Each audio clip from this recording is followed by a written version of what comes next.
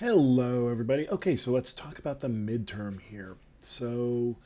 What are we going to do? We're going to read in a file, and then we're going to print out a file based on some information that we get. So, let me give you enough information to get you started. So, with the file, we need to put in some tickers, right? And so, follow the directions there. You need to come up with a total of 14 tickers. I'm just putting, these aren't necessarily the ones you need. Just trying to think of tickers that I know right off the top of my head. Those two will be fine for this. So you need to create a comma separated values file. So here I'm going to save it as somewhere on my computer, probably in documents. And then I don't know. I've got a Python.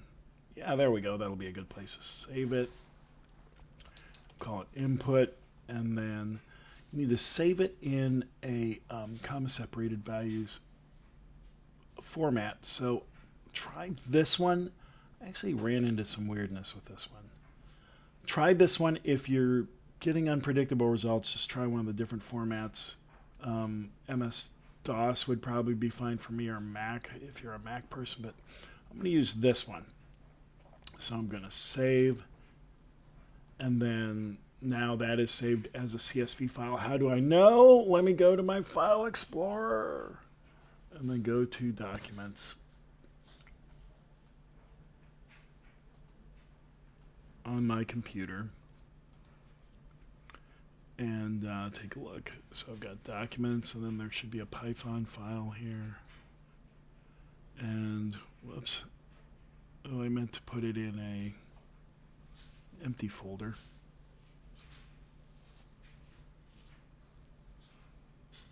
Didn't I just save this? I didn't put in my Python scripts. I thought I put it right in Python. Put it in here somehow.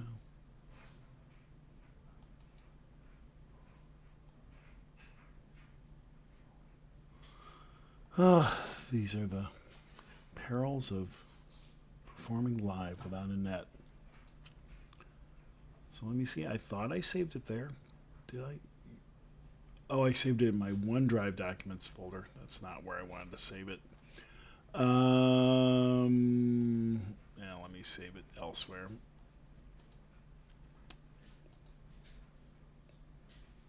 So, documents should.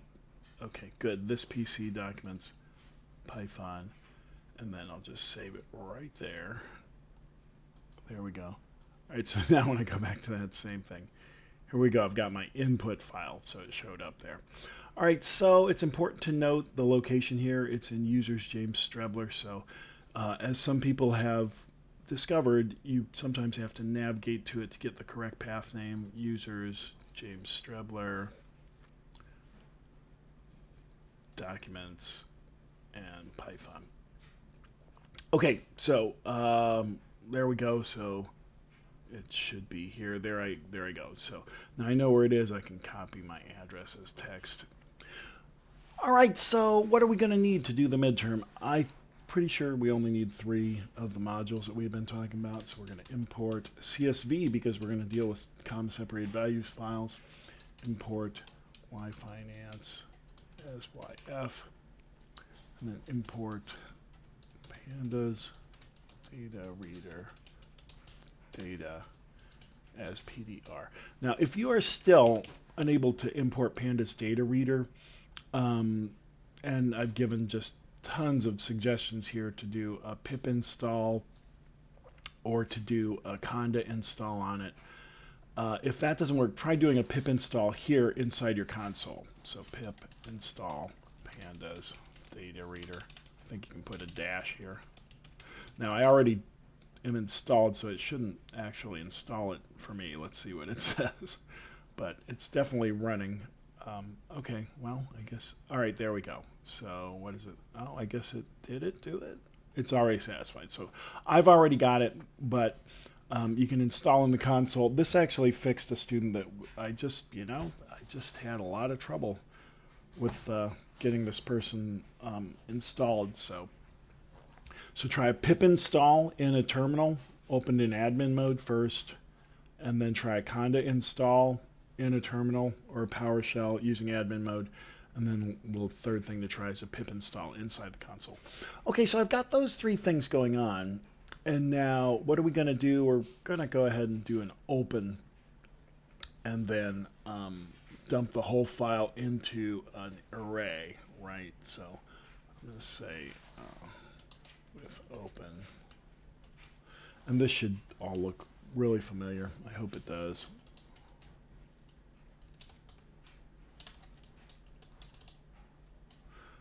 Documents, Python, and then what was it? Input.csv. I think that's what it was. As F, we're calling this F for file.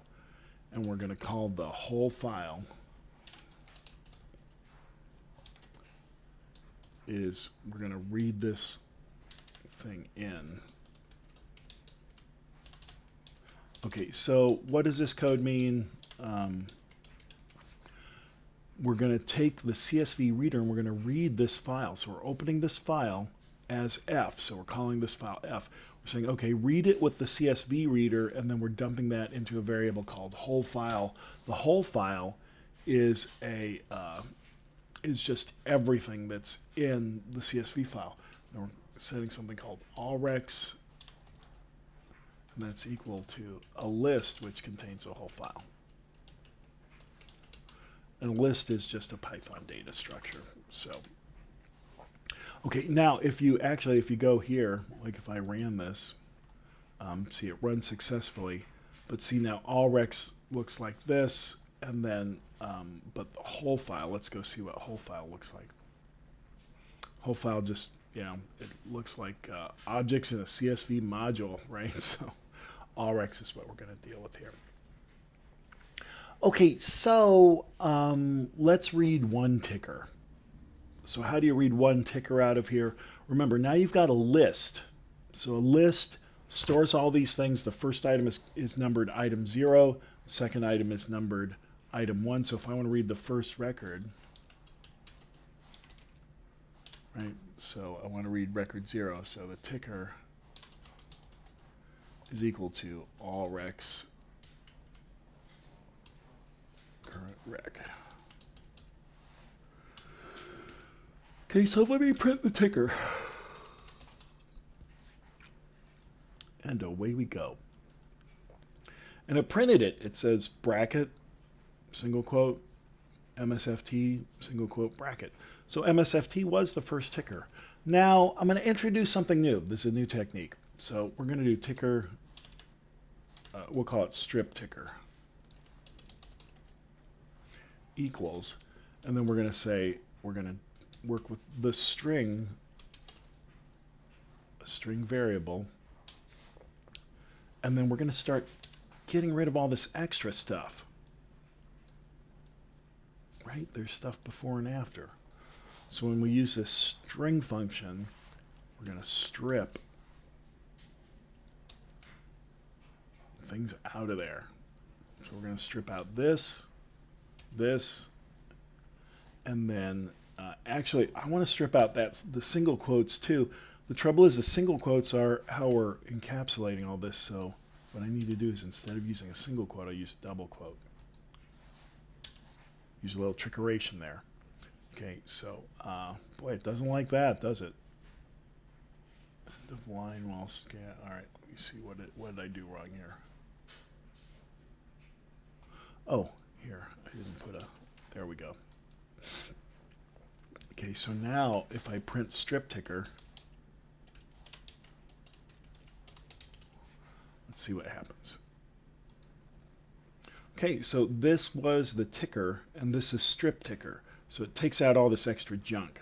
Okay, so if you're printing things to your spreadsheet and it's got extra junk, that's why. So we can strip it out. So strip ticker will be what we want to write, but we'll just use ticker for our other stuff. Okay, so now what? All right, so we've got our ticker. And then remember, we can go to a data frame. We're going to set a pandas data frame is equal to pdr-.get data Yahoo. What's PDR? Pandas data reader. Pandas data reader It's going to get stuff from get data from Yahoo. So we're going to feed it the ticker. And then we need a start date. Now, I think in the instructions I said something like January 1st. One thing to consider, there's no stock trading on January 1st. Huh? I trickeration you. All right, so let's go to, 2016. So like, let's say that we're starting with a date in 2016. Well, January 1 is a holiday. January 2 is a weekend. January 3, January 4. January 4 is the day, that's the first trading day. What's the last trading day? Well, they're not going to do it on this or this probably. It's probably the 29th. So the first day is probably the 4th and the last day is probably the 29th. So if I wanted to get all the data, I could do that. But I just want to make this kind of simple on me conceptually. So I'm going to say 12 for 2016. Now use the proper dates for the exam. All right. And then let me print what the data frame is so I can see what's going on here. Okay. So we run it. And then, ooh, it doesn't like that. Year, month, day. I think maybe if I don't do these things, maybe. Try it.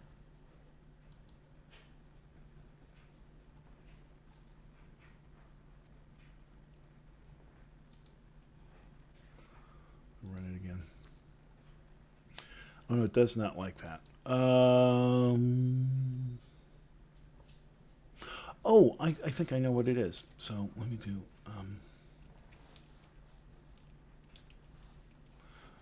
So here's the thing. I want to just get 1 day's worth of data. So I'm giving it a range, but a range has to have a start and an end. So I'm putting in 1 day, the day that I want, and then the next day. Let me see if that runs. I'm just going to stop this execution. Oh, it doesn't like that. So, what am I doing wrong here? 2016. Oh, I've got it in the wrong format. All right, so it's 2016. Let's try it like this.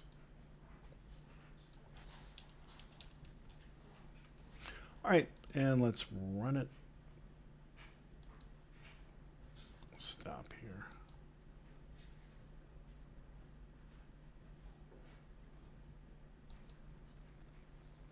Okay, so here we go. We have a bunch of information, right? So we have the close and the open, blah, blah, blah, blah, blah.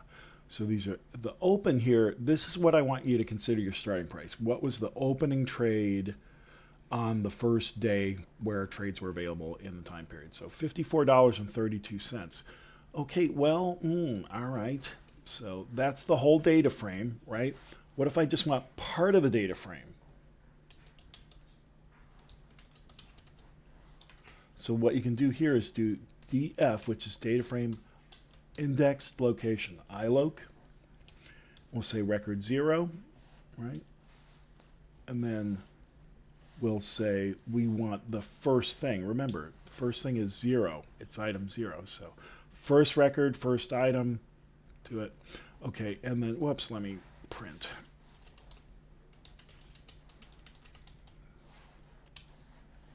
And we'll run. Okay, so 54,312. So basically $54.32. That was our opening price there. Okay, so now you know how to get an opening price. How would you get the ending price? Well, you would change this to the last trading day of the year and then find the close. So if open is 1, then the close would be 0, 1, 2, 3, right? So here, like, I'm just going to use, actually here, I'll do it like this. Now remember, you wouldn't do this for this date, you'd do it for the last trading day, right? So go to the data frame, get the indexed location of the record, and then 3, right? And then print.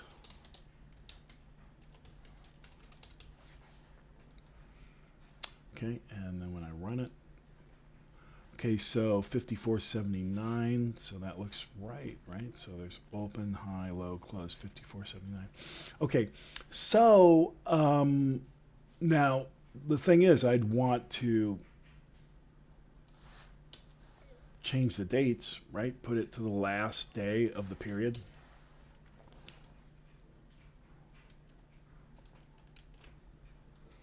So here, right? And then this way, I would be getting the data from, what was it? We said 1228.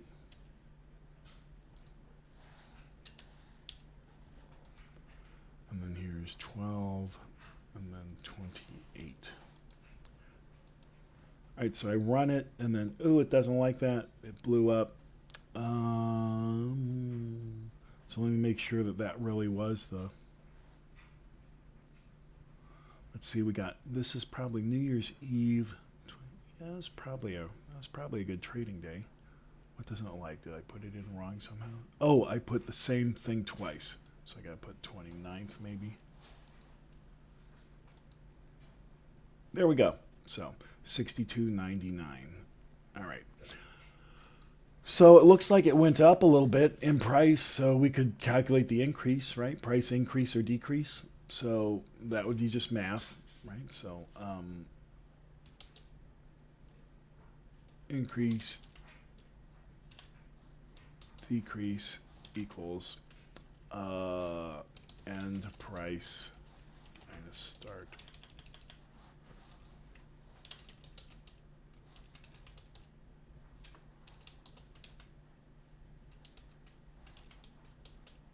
So notice I'm using these print statements just to make sure that I'm getting numbers that make sense to me, right? So let me get rid of these guys.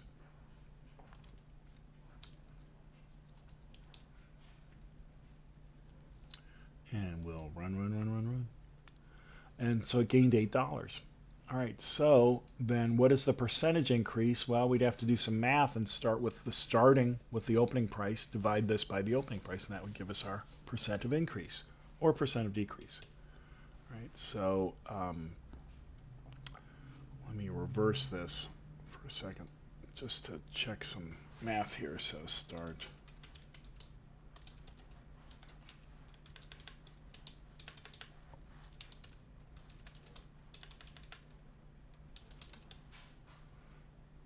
Okay, so if we run it this way, then we'll get a negative number, right? And then I just want to show you that if it loses money, then we'll say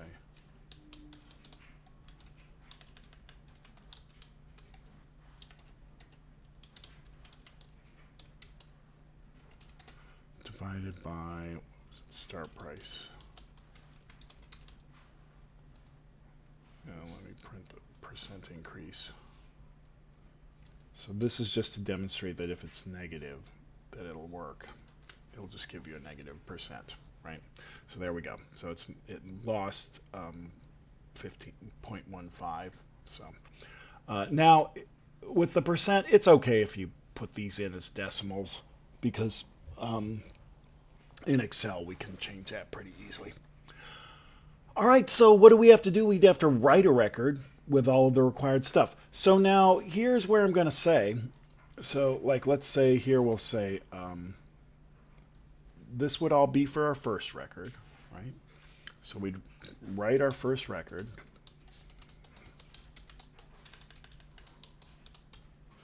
And then what? Then we want to have a loop, right? So then we'd want a loop, and then we'd want to write or append the records, right? So how many times do we want to do the loop? Well, you might want to do the loop. We've got these things load into a list. So previously we tested the length of the list, right? So we know how not to run off to the end of it. So then we append other records here. And then we end loop. So now here we would basically kind of duplicate all of these things into here. Now notice this start date and end date. I guess you could leave these hard-coded. It wouldn't be that bad to do that. That'd be fine. And that is it. So that's how you need to do the midterm. So kind of combining two things that we know how to do, right? We know how to write a loop, and we know how to read and write files. So review the videos on how to do those. It's kind of combining two homework assignments plus this guidance. Okay, so good luck, everybody. And hit me up with questions on Thursday. Now, I'm not going to give you too much in the way of clues. If you get stuck and you can't write code that works, write in pseudocode. Like do something here, like, like here I would append a new record. Right, so show me you know what would go on there, even if for some reason you can't get the code to work. And keep in mind now, when I say I will answer questions, I mean I'll answer specific questions. If you come to me and say, does this look good? That's not a question, okay? If you say, I'm having trouble, that's not a question. You need to tell me exactly what is going on with your code, okay? So we'll see you guys on Thursday, and this is how to approach the midterm.